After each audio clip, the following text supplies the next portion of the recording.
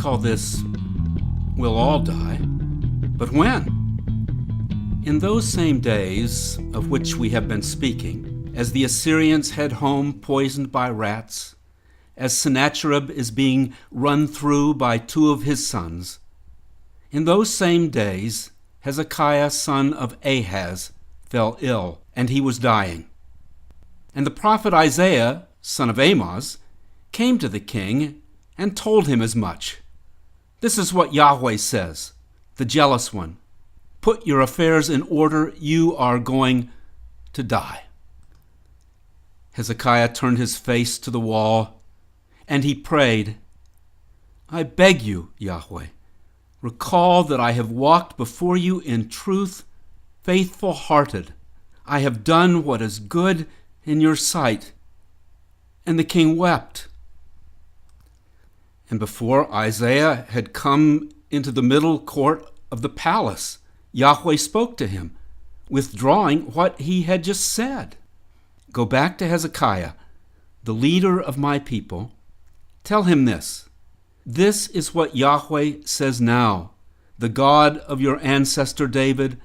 I have seen your tears. I have heard your prayer. I shall heal you. Get up in 3 days and go into my temple, and I will add 15 years to your life.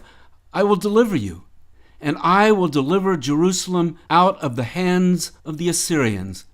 I will defend it for the sake of my servant David and for my own sake. Isaiah said to the servants of the king, Bring me a cake made of figs. Put it on to boil, and he will recover. And Hezekiah said to Isaiah, How do I know that I'll recover? That Yahweh is healing me, and I can go to his temple 3 days from now. Is there a sign? And Isaiah responded, This is the sign. It comes from Yahweh to show you that Yahweh will do what he has said he will do. I ask you, shall the evening shadow go forward 10 degrees or back 10 degrees? Hezekiah replied, It is nothing for the shadow to go forward, so let it turn and go backward.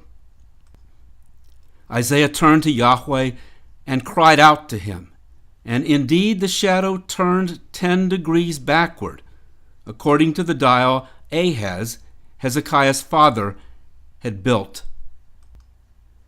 Around that time, Berodach-Baladan, the son of Baladan, king of Babylon, sent letters and a present to Hezekiah, for he had heard that Hezekiah had been sick.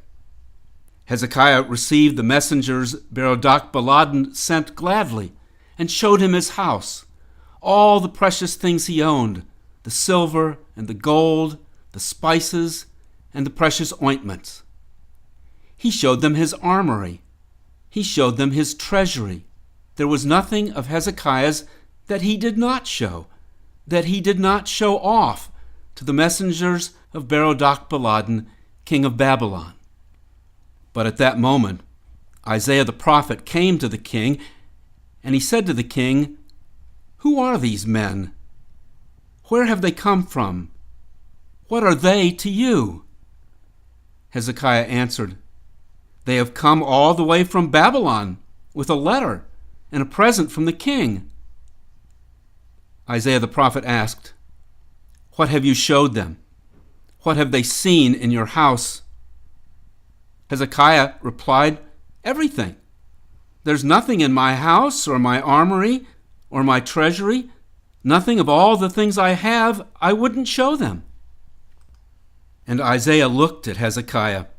Hear the word of Yahweh. It is different from yesterday's.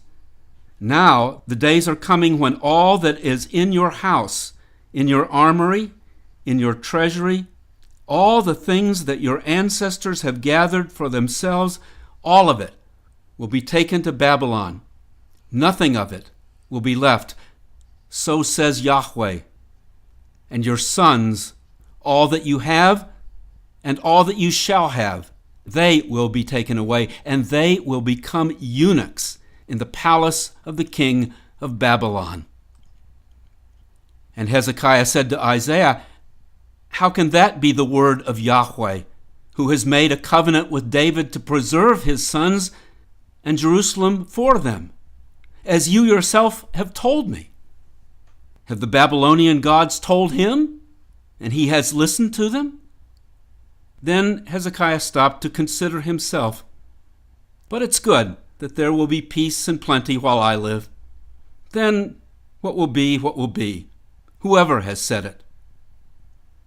And the rest of the acts of Hezekiah, all that he did, how he constructed a pool and a conduit and brought water into the city of David, are they not written by the priests of Yahweh in the book of the Chronicles of the kings of Judah? And when Hezekiah died, his son Manasseh ruled in his place.